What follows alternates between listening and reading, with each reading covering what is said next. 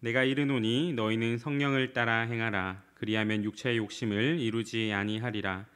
육체의 소욕은 성령을 거스르고 성령은 육체를 거스르나니 이 둘이 서로 대적하므로 너희가 원하는 것을 하지 못하게 하려 함이니라. 너희가 만일 성령의 인도하시는 바가 되면 율법 아래에 있지 아니하리라. 육체의 일은 분명하니 곧 음행과 더러운 것과 호색과 우상 숭배와 주술과 원수 맺는 것과 분쟁과 시기와 분냄과 당짓는 것과 분열함과 이단과 투기와 술 취함과 방탕함과 또 그와 같은 것들이라. 전에 너희에게 경계한 것 같이 경계하노니 이런 일을 하는 자들은 하나님의 나라를 유업으로 받지 못할 것이요 오직 성령의 열매는 사랑과 희락과 화평과 오래 참과 자비와 양성과 충성과 온유와 절제니 이 같은 것을 금지할 법이 없느니라. 그리스도 예수의 사람들은 육체와 함께 그 정욕과 탐심을 십자가에 못 박았느니라. 만일 우리가 성령으로 살면 또한 성령으로 행할지니 헛된 영광을 구하여 서로 노엽게 하거나 서로 투기하지 말지니라. 아멘. 우리가 신앙을 가지고 살아간다라고 할 때 반드시 한 번쯤은 마주하게 되는 고민들이 있습니다. 그것은 스스로 그렇게 생각하기도 하고 남에게 혹은 세상으로부터 그런 말을 듣기도 하는 것입니다. 그것은 바로 신앙과 삶이 다르다라는 말입니다. 성경의 말씀과 우리가 아는 찬양의 고백과 설교를 듣다 보면은 그리스도의 삶은 이러한데, 그리스도인의 삶은 이러한데 그 삶을 비추어서 나의 현실을 그리고 나의 삶을 되돌아보았을 때 조금 맞지 않는 부분이 나타날 때가 많이 있습니다. 오늘 본문에서 바울은 왜 우리가 그러한 불일치 속에서 살아가야 되는지를 말해주고 있습니다. 그 이유는 바로 우리 안에서 성령과 육체가 어떠한 갈등을 겪으면서 살아가고 있기 때문입니다. 바울이 지금까지 강조했던 것은 그리스도 안에 사는 삶이 우리에게 참으로 자유로운 삶이다라는 것입니다. 이전에 우리는 율법의 저주와 정죄 아래에 속박되어 있었습니다. 그러나 그리스도께서 우리를 자유하게 하셨습니다. 따라서 이제 우리에게 주어진 것은 종의 삶이 아니라 자유인 하나님의 자녀로서의 상속자의 삶이 우리에게 주어졌습니다. 하지만 바울은 이 자유라는 것에 대하여서 이야기할 때마다 항상 경고를 덧붙입니다. 이것이 쉽게 잃어버릴 수도 있다. 너희에게서 이것이 없어질 수도 있고 그것을 놓칠 수도 있다라고 항상 경고를 덧붙이게 됩니다. 어떤 사람은 자유에서 다시 속박으로 돌아가기도 하며 어떤 사람은 자신의 자유를 방종으로 바꾸어 버리기도 합니다. 그렇기에 이 자유를 잘 누릴 수 있는 방법은 육체를 따라 행하지 않고 성령을 따라 행하는 것, 그리고 이웃을 사랑으로 섬기는 것이라고 말합니다. 그리고 이 모든 것이 성령님으로부터 가능하게 됨을 이야기해 주고 있습니다. 따라서 우리가 그리스도의 자유를 누리는 것은 참으로 성령님을 얼마나 의지하느냐에 달려 있습니다. 성령님의 지도하시고 거룩하게 하시는 사역이 없다면은 우리의 자유는 금방 방종으로 혹은 육체의 일로 빠져버리게 되기 때문입니다. 가끔 이제 성경을 읽고 그리고 그리스도인의 삶은 이런 것이다라는 것을 마주하게 될 때에 종종 그 삶이 우리에게 요구하는 것이 너무 버겁다라고 느낄 때가 있습니다. 우리가 우리 자신을 생각하는 것만큼 이웃을 사랑하는 것 불가능해 보이기도 합니다. 어떻게 그렇게 행할 수 있겠습니까? 라는 질문에 오늘 사도 바울이 만약에 답을 한다면은 성령을 따라 행하라 라고 답할 것입니다. 우리에게 있어서 그리스도인의 삶이 너무 어렵게 보인다면은 우리가 우리 힘으로 살도록 부름받지 않고 성령을 따라 행하도록 부름받았다라는 사실을 기억해야 합니다. 사랑의 계명은 우리에게 지워진 새로운 율법의 짐이 아니기 때문입니다. 그것은 우리가 성령을 따라 행할 때 자유롭게 그리고 열매로서 맺어지는 일이 됩니다. 우리 모두가 한 번쯤은 경험해 보았을 것입니다. 하나님의 그 은혜와 그리고 그 충만함의 기쁨 때문에 우리가 남을 섬기고 교회를 섬기고 그리고 우리의 모든 것을 희생하면서까지 그 사랑을 베풀었던 경험들이 모두 한 번씩은 있을 것입니다. 그때를 생각했을 때 무엇이 우리를 움직이고 무엇이 우리를 사랑하게 하고 무엇이 우리를 만족하게 했습니까? 그것은 바로 예수 그리스도의 사랑과 성령님의 능력입니다.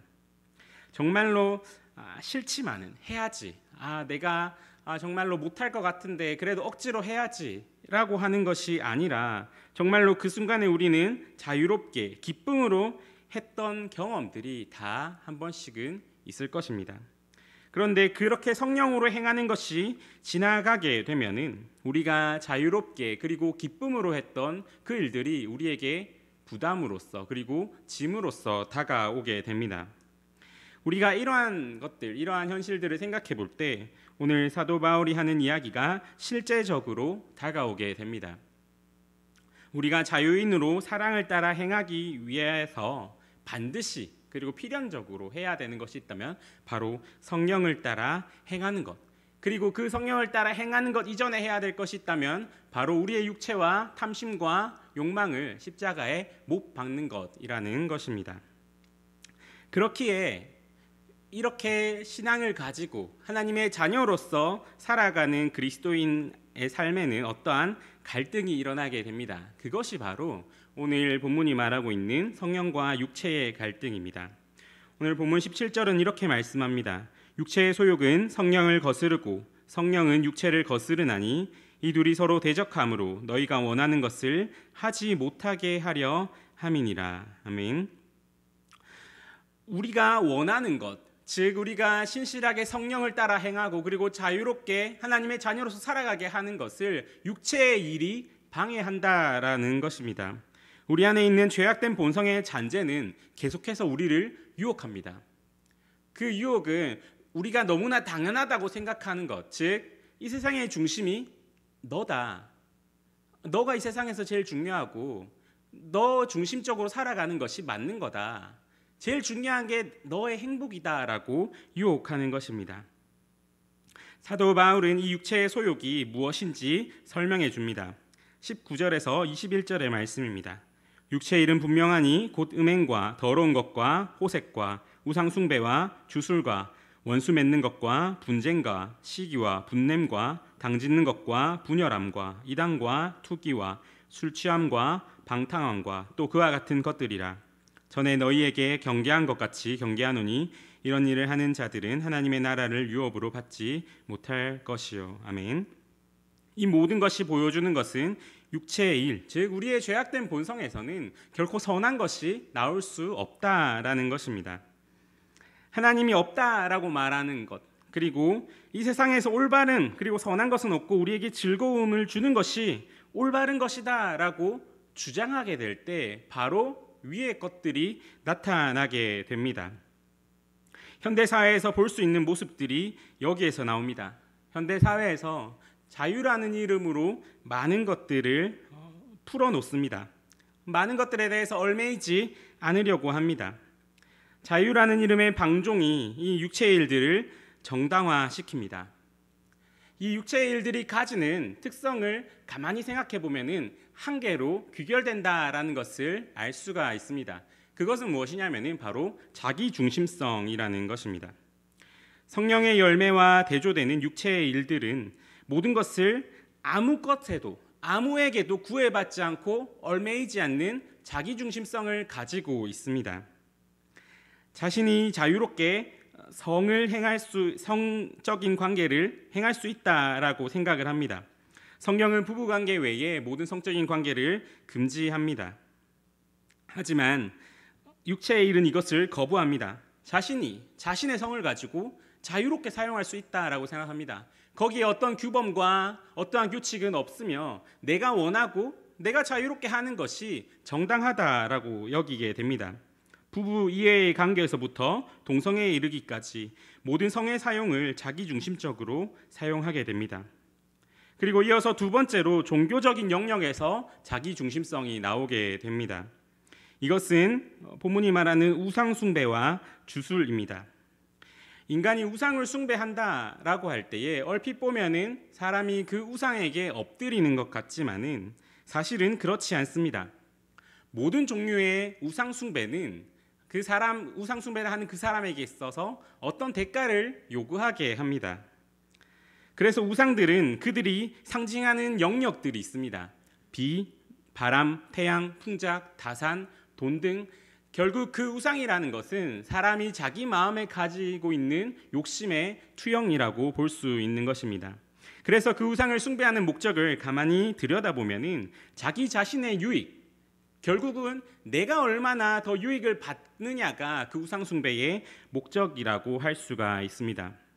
주술도 마찬가지입니다. 주술이라는 것은 신적인 힘을 이용하여서 인간으로서는 할 수 없는 것들을 하고 흉내내는 것입니다. 그 주술이 가진 의미를 파헤쳐 본다면은 신적인 힘을 나의 입맛에 맞추어서 사용하는 것, 그러한 욕망이 그 안에 자리 잡고 있다라는 것을 알 수가 있습니다. 때문에 우리가 이렇게 육체의 일들이 우상 숭배와 주술이라고 할 때 우리가 정말로 경계해야 될 것은, 우리가 육체의 일들을 분별하지 못하면은 우리는 기독교라는 이름을 가진 우상 숭배를 할 수도 있고, 우리는 하나님이라는 이름을 가진 우상 숭배를 할 수도 있으며, 우리는 기도라는 이름을 가진 주술도 행할 수가 있다라는 것이 돼버립니다. 출애굽 때 이스라엘 백성들도 황금으로 우상을 만들고 그것을 보고 우리를 애굽에서 구원해낸 하나님이다라고 불렀습니다. 아무리 잘 포장한다라고 하더라도 그 방향성과 목적이 무엇인지 보았을 때 결국 그 모든 것이 돌고 돌아서 자기 자신에게 향한다면은 그것은 모두 육체의 일이 돼버립니다. 그 다음으로 육체의 일로 말하는 것은 관계적인 영역에서의 자기 중심성입니다. 이것에는 원수 맺는 것과 분쟁과 시기와 분냄과 당짓는 것과 분열함과 이단과 투기가 있습니다. 이 모든 것은 나는 의로운 사람이다, 나는 괜찮은 사람이다, 이 세상에 있어서 모든 것을 판단할 때에 그 기준이 내가 되는 것에서부터 시작하게 됩니다. 내가 옳기 때문에 나와 반대되는 사람과 원수가 됩니다. 내가 틀릴 수 없기 때문에 나를 반대하는 사람에게 대하여서 분을 내게 됩니다. 내가 옳기 때문에 저 사람과 같이 할 수가 없어서, 저 사람과 내 의견이 다를 때에 나는 옳고 나는 변할 수가 없으니까 같이 할 수 없어서 분열하게 됩니다. 당을 짓게 됩니다. 본문의 이단이라는 말은 갈라서다라는 뜻을 가지고 있습니다. 내가 틀리지 않았기 때문에, 내가 기준이고 내가 중심이기 때문에 나와 다른 모든 것들이 틀린 것이 돼버리는 것입니다.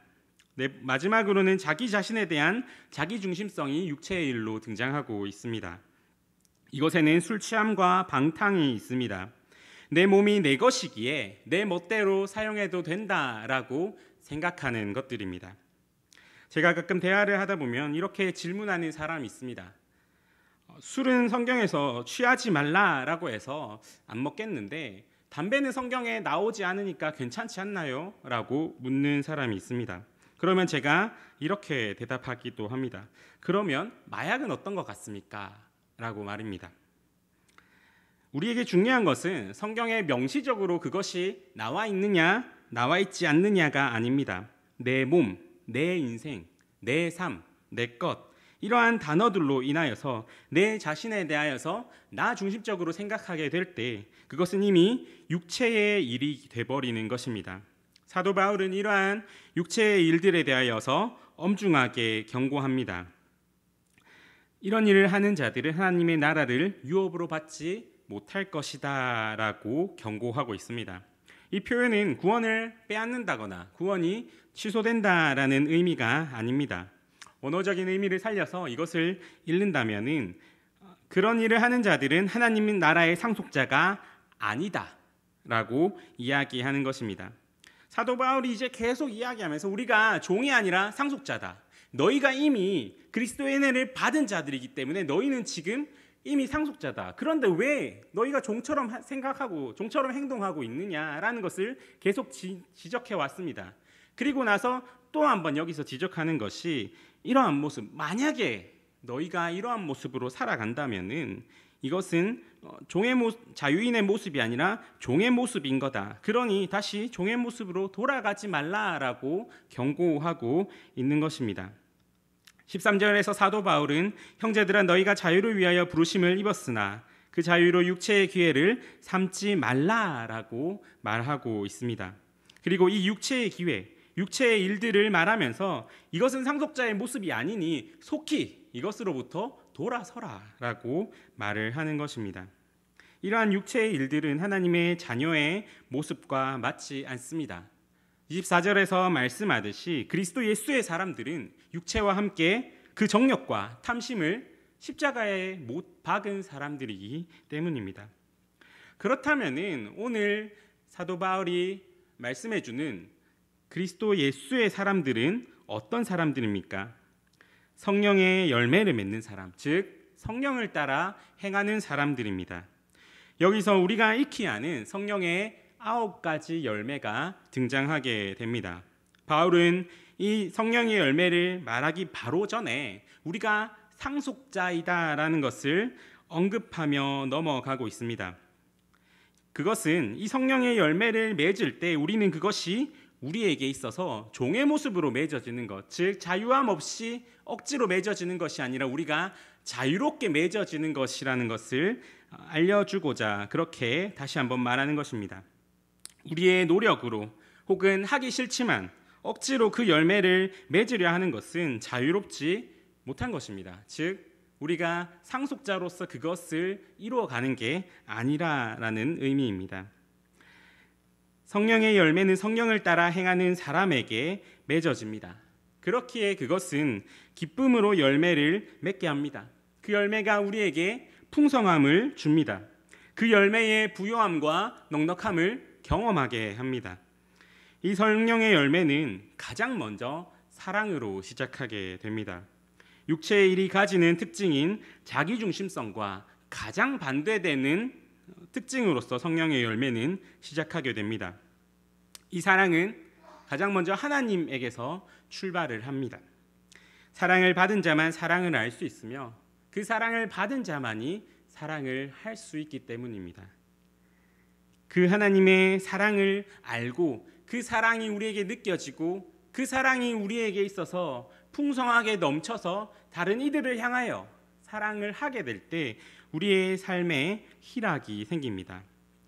하나님이 주시는 충만함에서 나오는 기쁨이 우리에게 열매로 맺어지게 되는 것입니다. 이렇게 하나님의 사랑과 기쁨이 충만한 사람의 삶에 무엇이 열매로 맺히게 되겠습니까? 바로 화평입니다. 주님이 주시는 평안과 안식이 그 사람의 삶을 감싸게 됩니다. 육체의 일의 결과는 파괴적입니다. 관계가 깨어지고 본문 15절의 말씀처럼 서로 물고 먹으며 피차 멸망하게 됩니다. 하지만 성령을 따라 행하는 삶에는 화평이 있습니다. 평안이 있습니다. 그렇기에 성령을 따라 살고 하나님의 복을 누리는 사람은 그 화평을 가지고 있고 그 안에 사랑과 희락이 있기에 다른 사람을 대하는 태도가 달라지게 됩니다. 어떻게 달라지겠습니까? 그것은 바로 오래 참음으로 나타나게 됩니다. 모든 것이 나에게 달린 것이 아님을 알기에 하나님의 선하신 뜻에 따라 인도하는 것임을 알기에 그 성령의 열매를 맺어가는 사람은 오래 참습니다. 그 오래 참음 가운데에 하나님의 인도하심을 신뢰하는 가운데에 상대를 바라보게 되면은 긍휼한 마음이 생깁니다. 분냄이 지나가고 순간적인 우리의 잘못된 마음이 지나가고 난 이후에 그 사람을 그 오래 참음으로 그 사람을 바라보게 될 때 거기서 그 사람의 한계와 약함이 보이는 그곳에서 우리에게 긍휼 즉 자비가 생기게 되는 것입니다. 그리고 우리가 자비로운 그 마음이 생길 때 그것이 이어지는 곳이 무엇이겠습니까? 양선 즉 선을 행함이 됩니다. 사랑의 눈으로 자비의 눈으로 우리가 어떤 사람을 바라볼 때에 그 사람에 대하여서 비로소 우리는 선을 행할 수 있게 되는 것입니다. 우리의 것을 희생하고 기꺼이 우리를 내어주고 섬기며 종노릇하게 되는 선함을 우리는 행할 수 있게 되는 것입니다. 이렇게 하나님의 사랑과 충만함을 맛본 사람에게서 자신 안에서도 어떠한 인격의 변화가 일어나게 됩니다. 그것이 바로 충성입니다. 충성은 그리스도를 끝까지 신뢰하는 것을 뜻합니다. 이제 그 성령의 열매를 맺어가는 사람에게 자기 중심성은 없어집니다. 성령과 육체의 일이 함께 공존할 수가 없기 때문입니다. 주님의 선하심을 믿고 내 뜻이 아니라 주님의 뜻을 신뢰하며 따르게 됩니다. 이렇게 내 육체의 정욕과 탐심이 없어지고 충성되게 될 때에 맺어지는 열매가 온유와 절제입니다. 분내게 하고 시기하고 투기의 뿌리가 되는 죄악된 본성을 십자가에 못 박음으로써 온유함이 맺어지게 됩니다. 육체의 정욕과 탐심을 십자가에 못 박음으로써 나 자신에 대하여서 이제 내가 내 것이 아님을 알기에 나 자신에 대해서 절제의 열매가 맺어지게 됩니다. 이러한 성령의 열매는 금지할 법이 없다라고 말을 합니다. 이 말은 제한받지 않고 모두에게, 성령을 따라 살아가는 모두에게 맺어지는 열매다라는 의미입니다. 육체의 일과 성령의 열매는 대적합니다. 불구대천이라는 말처럼 같이 있을 수가 없습니다. 신실한 그리스도인이라면 누구나 이러한 성령의 열매를 맺기를 원할 것입니다. 사도 바울은 오늘 그 방법을 이야기를 하면서 그리스도 예수의 사람들은 육체와 함께 그 정욕과 탐심을 십자가에 못 박았느니라. 우리가 성령으로 살면 또한 성령으로 행하게 된다라고 말하고 있습니다. 죄악된 본성, 계속해서 내가 이 세상의 중심이다. 이 세상에서 너 중심으로, 그리고 너에게 유익이 되는 것으로, 너가 행복한 것으로 살아가야 된다라고 하는 육체의 욕심을 우리는 십자가에 못 박아야 합니다. 그것은 우리에게 있어서 매달린 절벽에서 손을 떼는 것과 같을 것입니다. 우리는 세상이라는 절벽에 매달려서 이 손을 놓으면은, 여기서 떨어지면은 모든 것이 끝인 것처럼 악착같이 매달려 있는 것일지도 모릅니다. 그런데 주님이 오셔서 그 세상이라는 절벽에 매달려 있는 그 손을 놓아버려라 라고 말씀하십니다. 그리고 우리에게 그 사랑의 빛을 비추셔서 그 손을 놓게 하십니다. 우리 모두 그 사랑의 빛을 받아 헛된 영광을 구하지 말고 성령으로 살고 성령으로 행하는 저와 여러분이 되기를 간절히 소망합니다. 함께 기도하시겠습니다. 사랑의 하나님, 오늘도 우리를 인도하시고 또 우리의 마음에 하나님을 사랑함과 그 말씀에 대한 간절함, 사모함을 주셔서 이 자리로 불러주시고 보좌 앞으로 나아와 말씀과 찬양과 기도를 주님께 올리게 하심에 감사드립니다. 우리가 오직 성령을 따라 성령으로 행하길 원하오니 우리 안에서 우리의 육체의 욕심과 탐욕과 정욕을 십자가에 못 박게 하시고 우리가 오직 주님의 사랑의 빛을 받음으로써 우리가 오직 주님의 자녀로서 그 성령의 열매들 맺어가며 주님의 그 사랑의 풍성함과 부여함을 누리며 살아가게 인도하여 주시옵소서. 오직 은혜 주시는 분 예수님이심을 믿고 의지하며 간구하오니 우리에게 예비하신 그 복들을 주시고 은혜 베풀어 주시옵소서. 언제나 우리를 사랑하시고 함께 하시는 예수 그리스도의 이름으로 기도드립니다. 아멘. 함께 들은 말씀 생각하시면서